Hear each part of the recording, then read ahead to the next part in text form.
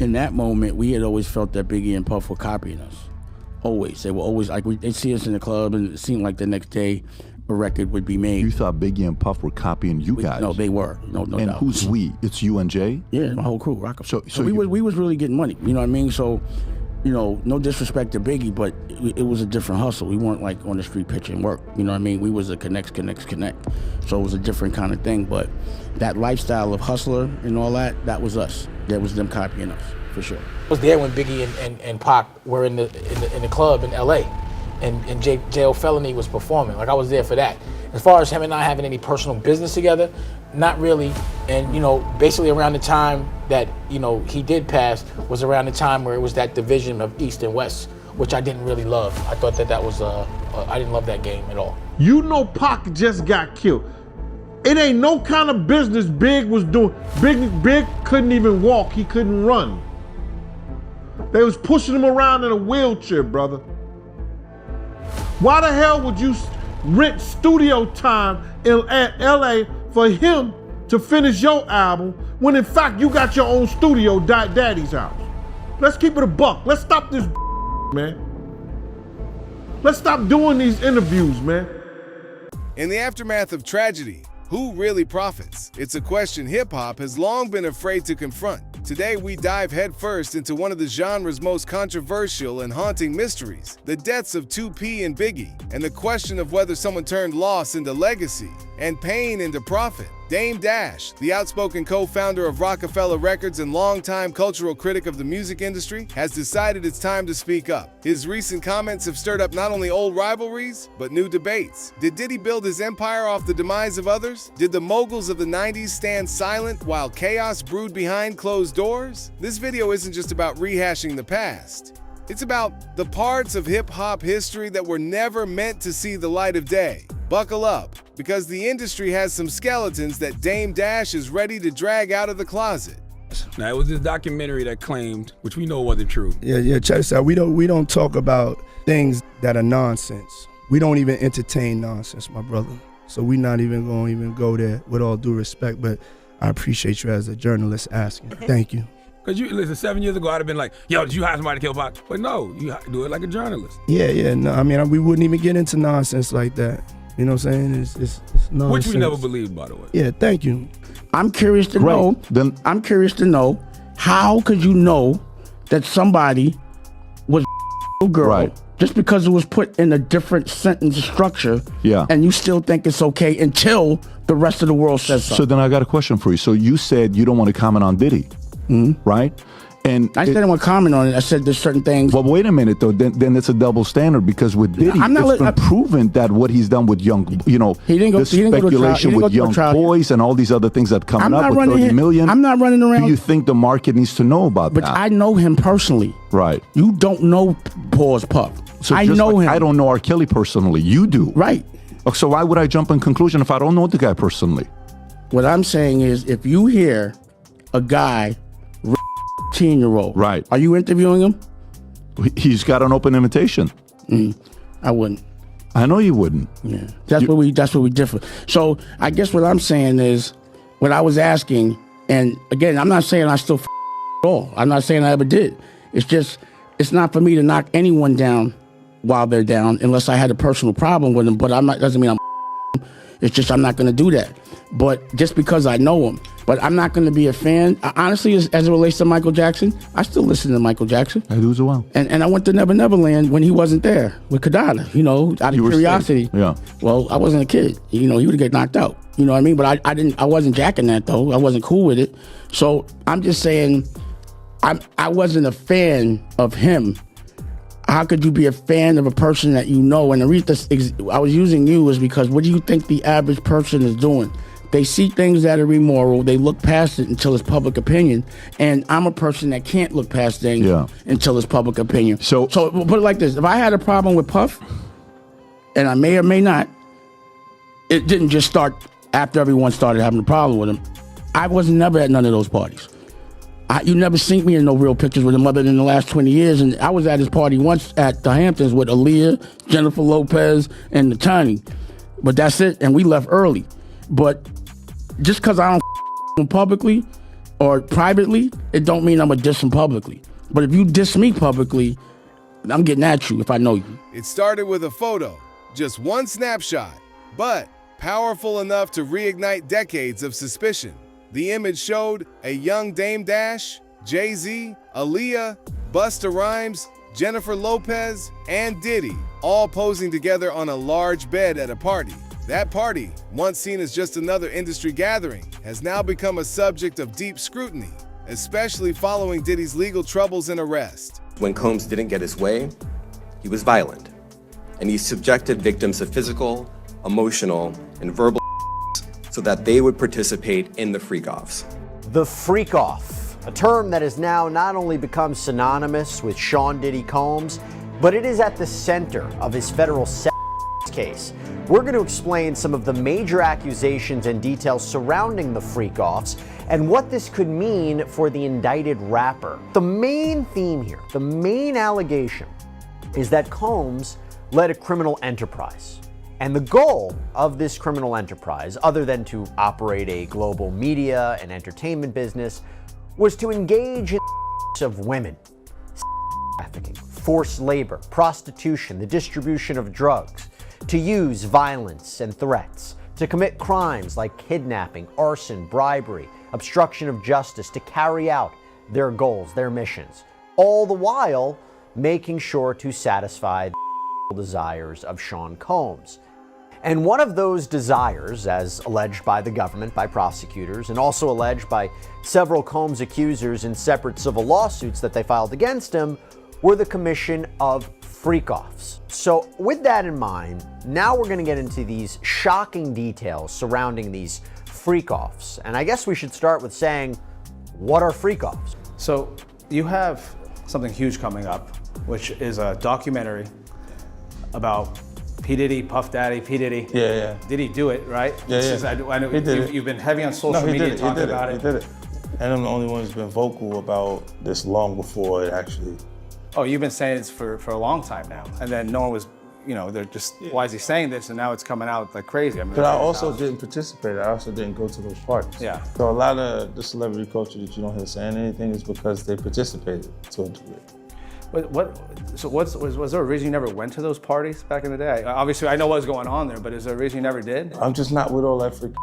All of the stuff that he's doing, I'm not into that type of stuff. I'm just a little more, maybe you could say basic or normal. As social media lit up, the comments weren't kind. Some users accused everyone in the picture of either turning a blind eye or being willfully ignorant about what might have been happening behind the scenes. But Dame wasn't about to let people spin the narrative. Jumping on Instagram Live, he clarified that this party was 20 years ago in the Hamptons, not Miami or LA. That's the day I met Aaliyah, he explained. We hung out and left. According to him, there was no secret, no scandal, and no darkness, at least not while he was around. But I just wish, to be honest, that the people that are being accused of certain things, they should just step up and be like, yo, they bugging. Man, you know what I mean? Just dead that shit. This is a very transparent place and world in these days. It's very easy to say that's not true. I wasn't at that party. I didn't do what they said I did. And I remember when I would ask Jay, yo, well, how come they keep saying we beefing and how come you don't say nothing about it? He'd be like, oh, I don't want to bring no fuel to it. Nah, that brought all the fuel to it. So being silent is sometimes the loudest thing in the world. So I believe if the things aren't true, because I hear the stuff that Jaguar says, and she be on like 10 toes down, like not allegedly. And I've been sued for not saying allegedly. That's why I got this problem I have now with this judgment. I have been sued for not saying allegedly. So the things she's saying, and she'd be like, no allegedly, like no Diddy pause, or like, they be like, no allegedly.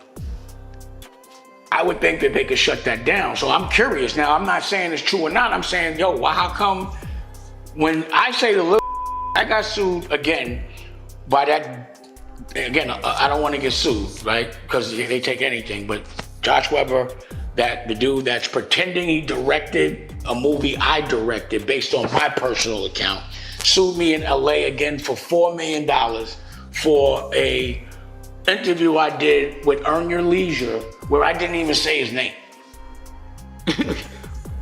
Do you know what I'm saying? So you have to be careful. So I know, like, you can get sued for nothing. So I'm like, yo, how come nobody's suing these people? Why won't they just say nah? Like, you know, I'm not calling out no names, but we all know that the shit they say nuts. Pause. It's so that I can't even, it's nuts. And not just for Homeboy, for everybody. So I'm hoping the stuff I'm hearing isn't gonna happen. I'm hoping that the stuff I'm hearing isn't true. I don't want anybody to be that dark. I don't want another blow for hip hop. You know? And I'm just trying to figure out, you know, I'm very curious to know who was at them parties. You know what I'm saying? Like, someone was there. You know, I'm not gonna even hold you, like, I can't pretend I don't wanna know. But I'm saying, like, DiCaprio, and I can tell you stories about that dude later or at another time, but he came out and was like, yo, I don't, you know, he said something. He did say something. His press, whatever they wanted him to say, he had a statement. So I wanna know why there's no statement from all these, like, this saying is unbelievable. It's crazy. It's nuts. Pause. And I've never seen, like, my legacy has never been compromised in that way. Where people are making, you know, the cartoons. You see, there's this like dark cartoon that'd be on. I'm like, yo, this shit is crazy. Just the fact that it's being said, it's the same thing. Like, I'm sure people want to know between me and Homeboy, yo, why are y'all beefing? He's never explained that. He's never said like any of those things. So I just think in this day and age, based on the accusations that happened, not just him, everybody should just, you know, I did. When they said that those parties with me and Aaliyah and Jennifer Lopez, yeah, bro, I was at a party with Aaliyah, Jennifer Lopez is on the pillow, Natani's on the pillow. I'm gonna be on that pillow, you know what I'm saying? But not next to no dudes. And then I'm out. But I addressed it. You know, I'm transparent. Like, you could ask me any question. Like, I say no, you could ask me why I said no, and I'll explain it to you. You could challenge me. But at the end of the day, if I'm expecting you to consume the things that I'm doing, my products, I do believe that you deserve a certain degree of honesty. Like, why do we all have to wait? I don't want to wait. Just tell us what happened. Or tell us it didn't happen. Say something. Not just y'all, anyone that's being accused of that, we definitely want to know. The whole world wants to know. But when people start resigning and people start erasing their Twitters, then it just starts to look suspicious and, you know, it makes people ask questions. But the bigger story here isn't the party, it's the reaction. The reason people are so quick to believe something darker happened speaks volumes about how tainted the perception of these gatherings has become. When the public hears Diddy party, they no longer think music and champagne. They think secrets and silence. But Dame didn't stop at defending himself. What followed was a rare moment of candid reflection from a man who's seen more than most will ever understand. He called the Diddy situation sad for hip-hop. And not just because of the charges or the headlines, but because so many people, for so long, chose silence. People will sit there and watch others do things that could be immoral, Dame said. But until they get caught, nobody says anything. This wasn't just commentary. It was a condemnation, a call out to an industry that often turns a blind eye in exchange for power, money, or access. Dame made it clear that he's not built that way. If something doesn't align with his moral compass, he walks away. That might mean cutting ties, saying no to lucrative deals, or choosing the harder path. But to Dame Dash, there are some lines you don't cross, no matter what's on the other side. In a culture that often rewards loyalty to money over principles, Dame's words landed like a gut punch, and it left many wondering, if others had walked away sooner, how many of these problems could have been avoided? Long before the deaths of 2P and Biggie, there was tension brewing behind the scenes. Not gang-related tension, industry tension, style, identity, image. According to Dame Dash, he and Jay-Z were already living the high life, the champagne, the slick suits, the boss talk, before it ever showed up in a Bad Boy music video. In an interview with Patrick Bet-David, Dame claims that Diddy and Biggie borrowed the blueprint. We were getting money, popping bottles, doing all that. Then we see the same vibe show up in a new song or video the next day, he recalled. How you feel about what Jay-Z is being accused of? Terrible accusation. I think what's iller is how people are reacting to the accusation. Like they putting them through the ringer. And I've never seen them do that before. So that's the thing, like usually things get brushed under the rug with him. And I've been accused of I haven't done before. And people don't scrutinize. I didn't get as scrutinized as he's getting. So I'm like, it's just odd to see him in that, in that, getting looked at in that way by white people, like Jay does, yeah, like I hope that happened, but I'm like, damn, they turned the world real, like people on a certain level have been fucking with him a certain way where he couldn't do no wrong for like 25 years straight. This is the first time he's not getting a pass with white media, like he can control black media because a lot of them either work or do business with him, but like, drink champs can't get him out of this one, and neither can Charlemagne, because those are the guys that hold him down no matter what he does anyway. So he got to get to People Magazine and Entertainment Tonight right now, because they on his head. But the question is why? Like why now? Because for me, I'd be like, yo, that's so ridiculous. Yo, take that to trial. You're not gonna win. Let's get a deposition or something. So I don't know why they on his head so much, pause. But I never seen him, under this, I never seen him in this position to have to explain himself. Pause. How you feel about the statement he came out with?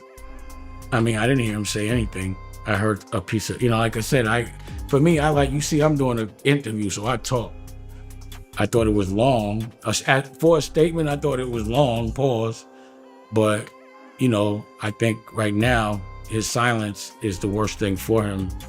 If he is innocent, he needs to let people ask him questions, and he needs to be able to say his side of the story, as opposed to letting that lawyer talk. Because that lawyer, I don't trust that lawyer because I went to court with him. So to me, everything that guy says is, allegedly a lie, just based on my experience with going to court with him. I don't trust the Alex Shapiro dude. He's ill. He's an ill dude. He'll say anything. Like he crazy. You know what I'm saying? So I wouldn't have him talking for me. If he wants, I'm not gonna sit there and say nothing bad or good or defend or anything, because it'll all play itself out. I just think it's kind of ill that they're on his head like that, and if he's, he should probably come out and say something. Like I believe right now, everybody needs to be transparent. Like back in the day, not saying something could have been like the wave, but that was before social media. So now that there's social media and transparency, if you got an issue, you don't let people speak for you. You should speak for yourself. Let people ask you questions and, go from there. That's what I would do. So you don't think it was a good idea for his lawyer to speak for him? Mm-hmm. It's been too many things said for too long. So I'd be like, yo, I'm telling you what I did. So I got accused of it. So I went through a full trial. The first thing I did is I made my statement. And then I went and did an interview. That's what I did. And I went to trial. It didn't affect me. I can't say it didn't completely affect me, but what I could say is they didn't do that shit. They doing it to him, to me. And then when I won the trial, no one said a word. Saying that, it's hard. Like I don't think I would have said that he didn't know Puff at all or wasn't his friend. I thought that was a little extreme. I thought that was the wrong choice of words. I think that's gonna trigger a lot of backlash. But the thing is, I never seen him get backlash at all. So that's what I'm saying. Now he getting backlash. Like when did you know Jay-Z to be on his heels other than when he got beat up in the elevator? But that was nothing. But I've never seen him under the fire ever. Not in a long time. Not like, I've never seen people on his head like that before. Ever. Yeah, this might be my first time seeing people come at him like this. That wasn't paranoia. It was frustration. Dame believed he and Jay were authentic to the hustler aesthetic because they lived it. They weren't just rapping about street moves. They were orchestrating them, dealing with real connections and major transactions while Biggie's experience was more hand-to-hand on the block. Dame even admitted to confrontations with Biggie and Diddy back then. It wasn't all smiles and champagne. There was competition, jealousy, and the silent war over who really ran the culture. And even when they eventually found peace, that resentment, that sense of being copied never fully went away. Let's get to the heart of the controversy. After 2Pac was taken from us in 1996 and Biggie followed just 6 months later, the culture was in mourning. But while fans grieved, record labels got to work. Suddenly, everything related to 2P and Biggie was gold. Posthumous albums, unreleased verses, commemorative merch, and at the center of it all, Diddy. And that's wild. But yeah, Diddy hated everything about 2Pac, no matter how it sound. Diddy hated Pac. Facts. hated his guts. Hated him. I ain't know the hate was that serious, man. It was that serious. Honestly, say, bro, I think the key for D situation, I think the real reason why they ain't gonna let Puffy out is because they trying to connect that Key for D situation with Puffy. That's what I really think it is. Because if it came down to some foolishness and all that there, a buku chumped up charges they couldn't prove, I don't think they got no evidence. I think they trying to keep him in there to lock in that Key for D. You heard me? That Key for D situation with Puff. I think that's the only reason why he's still in jail right now. They know Puff is not a dangerous person on the outside. They know if they let him out right now, he's gonna be on house arrest. He's gonna be a good boy. He do all church videos and whatever. They know that already. That's not what they aiming for. They don't care about none of that. What they care about is they trying to connect Key for D with Biggie. I mean, with 2Pac and Diddy. I'm telling you, that's what I feel. And I never thought I would have said that, but I'm an intelligent man, bruh. And ain't no other way they gonna keep you in there of, yeah. Oh, Diddy did this to me. Oh, Diddy did that to me. I'm suing him. Oh, we got enough evidence to... No, you don't. That's accusations. That's not actual factual, brother. You dig? So I feel like the actual factual thing that they really trying to aim for is the Key for D. That's the only thing that they can really lock him in with. All the rest of that chump down when it come down to it. Diddy gonna plea, and that's with what they going... That rabbit in the hole is gonna be that Key for D situation. I'm telling, mark my words. Watch. That's why they ain't gonna let him out. They would have let Key for D out on that bail. Vegas got a little thing. They'll let you out on bail, but they got little restrictions of how you can get out. You dig? So they gonna make sure your ass can't get out of jail. Trust me. So that's the only way I see that. Cause the feds play a different game. They patient. They play chess, right? They lay it down and they watch. You know, they're gonna let you play however way you wanna play and do whatever you wanna do until they're ready for you. And I don't think the feds' plan was to, let's be ready for Diddy. No, they drew the savages and all there so the media could look at him a certain way like a monster, which probably he is, I don't know. But look at him like a monster to keep him sealed in that bit. But what they're really aiming for is Las Vegas. They gonna try it. Think about that. That's the games they play. They don't play chess. I mean, they don't play checkers, they play chess. His album No Way Out, released just months after Biggie's passing, was draped in grief and heavy with tribute. It was a commercial juggernaut. The lead single, I'll Be Missing You, shattered records and flooded the airwaves. The world mourned, but Diddy's empire grew. Now let's be clear, honoring a fallen friend through art isn't a crime.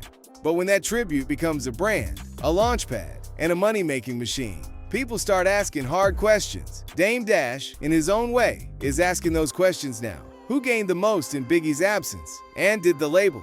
Did Diddy do everything they could to protect him while he was alive? It's not about blame, it's about accountability. And the uncomfortable idea that behind the sorrow, some may have seen opportunity. That's crazy, but I gotta ask you, in real time, what was your reaction when Pac started dissing y'all? We was ready to get at it. We kind of wanted, it was like, let's go. Like, we were beef, we had like beef, pause, or some kind of interaction aggressively with damn near every crew in hip hop at some point or another. But in that moment, we thought we were invincible. I know I did. So I was, it was like, we getting at him. So we did he made the record. It was immediate. Like, it was on. Like we were the only ones that would even get next to Biggie when they were really beefing. That's why he was in our videos for a little while, like Ain't No Nick and Dead Presidents. Because we were like, I always thought like rap, in my brain, I never thought people would die over lyrics or just talking. I just thought that was the most least gangster shit of all time. So when people were getting killed over rap, when it happened, it was like I didn't take it as serious as everybody else did. I would never like get to like risking my freedom or taking somebody's life or really hurting somebody like over talk, not action. Like, nothing like really ever happened but talk. And when it came to us, so he just said what he wanted to say. Like, it's not like nobody was trying to kill him or nothing, but we wanted to make sure they wasn't trying to do nothing to us. You know what I mean? It was like, all right, we'll deal with it lyrically. Rap is about battling. Like, when people battle, they say some real disrespect. You know what I mean? Like, anything goes. So, getting into a beef, like, to me, like, once you're in front of a camera, once you on wax saying anything, it's over. There is no crime. It's just like why I will never have a problem with Vlad. I think he's a cop. What problem am I have with a cop? You know what I'm saying? So I'm not gonna do nothing that's gonna jeopardize my freedom. I got into the music business so I could get out the street, not to go to jail. You know what I'm saying? So you cannot do anything illegal in public. You cannot say any crime you've ever committed on a record, especially if it's not past the statute of limitation. Can't do it. You can't shoot and allude that you did or say you got, like, if I got problems with somebody and I'm in front of cameras, no one's gonna know I got problems with them. I'm not gonna ever be able to take the credit for whatever happens to that person. You know how stupid we look fighting over songs? When have you heard of somebody getting shot over a rock and roll record or a country music record or opera? Why is this the only music that if somebody says something about somebody in the record, somebody gotta get hurt? Because we're their entertainment. And it's a business model having us go to jail. It's like divide and conquer. Like I'm not having no problems with nobody over no records or just talk. Problems should happen over action, not an opinion of somebody.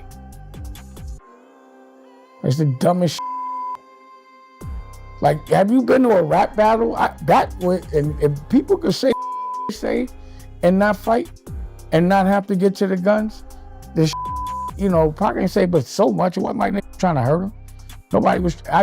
Nas, any battle we had, our intention was like, we see them, we killing them. That was never ever in the program. It was exact opposite. But we weren't gonna be soft and let nobody pause hurt us. For all his loud moments and controversial takes, there's one thing Dame Dash has consistently stood for: principle. He's not afraid to burn bridges if they lead somewhere he doesn't want to go. He explained how he's walked away from deals, partnerships, and relationships simply because they didn't align with his values. And when discussing people who witnessed disturbing behavior and did nothing, Dame took a clear stance. I don't wait for people to get busted. If something don't feel right, I'm gone. It was your idea, all the movies that was done on Roc-A-Fella. You was the one behind it. Every single thing that happened in Roc-A-Fella was basically my idea. But yeah, homeboy did his job, he rapped. How did state property come about? Well, that's my model for music. If you want to break a record, I just looked at who was the most successful. So, whether you like it or not, Elvis was one of the most successful. And the same time Elvis was the #1 rock and roll artist, he was the #1 actor. You look at Prince, Purple Rain, right? You look at Diana Ross, she made movies. The ones and the artists that you remember are the ones that made movies. That's how you break, any group. So Roc-A-Fella we broke with, because we were in trouble until Streets is Watching. You know what I'm saying? Big trouble. And, you know, when State Property, I gave him the name State Property because they were always in jail.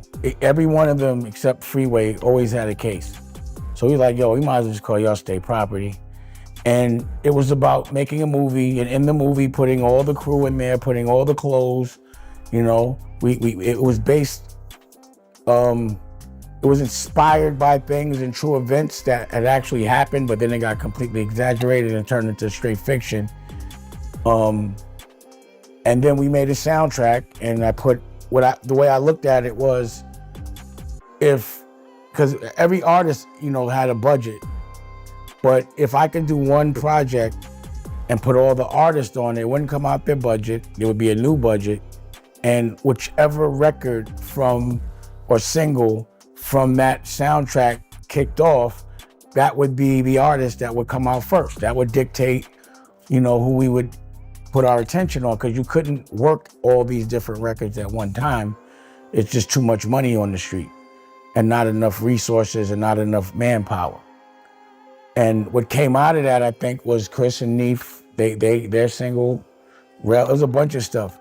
But it was like a way I could make videos without, you know, taking it out of their budgets. Wow, so The Streets Is Watching was your idea? Come on, bro. Yeah, of course. Yeah, what happened there was, and again, look at the receipts. For some reason, Homeboy wanted to be, and I hate to say this now, but Puff was killing him, right? He was killing him is when Biggie died. And on another note, I was in the studio when Source Money wrote Every Step You Take, because Puff started to try to pay the artist on Roc-A-Fella and State Property to come write for him. And I wouldn't let any of them go over there without me, because I didn't want them to be influenced by whatever was going on over there. So I was like, I'm going over there. I would never let them go over there without me. And I would make sure I negotiated all their deals. So anyway, Puff was rolling. I remember running into Mace right before he did that video with the red shiny suit on. And I'm teasing him like, yo, what are you doing with a red shiny suit on? And he was tight, like, man, Puff got me doing this. And I'm like, yo, what happened to Mace Mussolini? But that's so I guess, you know, Jay wanted a Hype Williams video, and I wasn't jacking Paul's hype neither. I didn't want nothing to do with. He even made a deeply personal point, referencing his daughters and what he would do if someone ever laid a hand on them. Let's just say his response would be swift and final. It's not just talk, it's a philosophy. In an industry full of yes men and opportunists, Dame Dash refuses to be either. And that's why his voice matters in this conversation, even if you don't always agree with him. So let's zoom out. What do we really learn when Dame Dash says Biggie and Diddy copied him and Jay-Z? It's more than a petty feud. It's about control of the narrative. It's about who gets to define the look, sound, and spirit of hip-hop royalty. That's why I don't be going to them puffy parties. They can hug you from the front and the back at the same time. Look, if you're into that, I'm fine with it. To get you on. I'm just saying this ain't my down the party. I like it. It's uncomfortable. I think I belong in the girls' bathroom. And shit.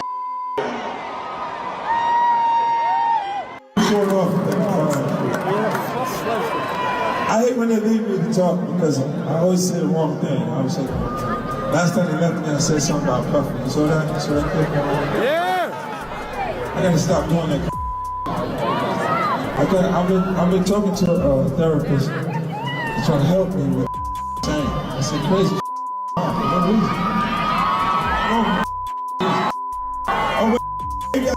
My boyfriend because he got 2Pac killed. Jay-Z and Biggie were both lyrical titans, but their entourages, Dame and Diddy, had different philosophies. One built empires on independence, the other through influence and spectacle. Dame believes Bad Boy succeeded by mirroring Roc-A-Fella's essence and packaging it in something more polished, more sellable. Whether that's true or not, it's clear both camps shaped the image of East Coast rap forever, but only one side still has both leaders standing. The other lost his voice too soon. The real big video, man. It went viral, man. And his name is Uncle Ron, and he claims that he used to work for Puffy. He was one of Puffy bodyguards, and he said that Puffy offered him $30,000 to kill Biggie for his publisher. How you feel about that, yo? And do you know this guy? Well, first and foremost, you got to realize this. Anybody can come on this internet and say anything, right? And dude is getting a whole lot of attention because people are even calling me, asking me about him. You know, and I don't know him from a can of paint. He even mentioned my name, saying that I know. I know what I know. I don't know what he knows. But I do know this, that it's only 3 people that had contracts with Puff and Bad Boy. Me, Wolf, and Paul Alford. If he didn't come through Paul Alford security, Green Gate security, he didn't have a contract with Puff. Because anybody who worked for Puff, other than me and Wolf, came through Green Gate security. That was Paul's security thing. Especially at the time that he was saying that he worked for Puff. Or Puff offered him $30,000. Now, anybody knows this, that Bad Boy took 50% of all this artist publishing, right? 50% of all the artist publishing straight out the rip. Then Puff gave Big $200,000 for the rest of his publishing. So what publishing did he was trying to get and keep from Puff? You understand? What publishing was Puff was trying to get when he already had it? He had already paid for it. What part of the catalog was he talking about?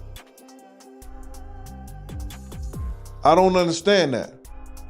And then he said that Puff offered him $30,000.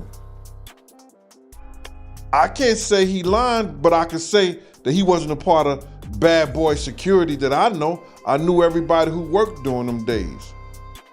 You understand? And I don't know dude from a can of paint. So whoever this Uncle Ron dude is, he's a liar then. He's a fraud. Is he a fraud? Bruh, he's what he is. He wasn't part of our security that I knew of. Not at that time. He never been on no trips with us. He never been at no parties, no nothing. So is he a fraud? The internet will have the real fake and the fake real. Put it together. How could he want Biggie publishing when he already had it? That's where he at.